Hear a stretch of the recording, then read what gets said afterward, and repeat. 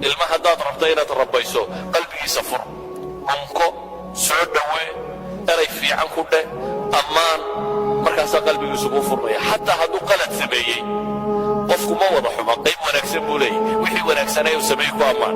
hooyo, wiil fiican baad tahay, isaan baad samaysay, kan baad samaysay, waxan baad samaysay, waxaasoo dhan baad samaysay, aad baad u fiican tahay. ammaantaa yar qalbigiisay furaysaa. laakiin hooyo waxaad ku dartaa inaad homeworkana ka shaqayso. isagoo isu arkaya qof wax qabtay inuu yahay ayuu wuxuu isleeyahay intaan yara ka dhibanna islaamta aad dhammaanteeda wada heshide, inta yarna ku dar. laakiin haddaad soo gasho adigoo leh maanta oo dhan shaqaad ku maqlay, ama markaad soo gasho waad leedahay yaa ka shaqaynin homeworkiisii, waa dagaal arrinkaagu. fadhiisto shaqeeya, homeworka ka shaqeeya. markaasay ku odhaya aaba tv-gaanu yara dhegaysanaynayo, waa kac tv leyne, orad ka shaqee. in yar markuu gaadho uu kaa tegi. idan waxay leedahay rifqigaynu sheegaynaa.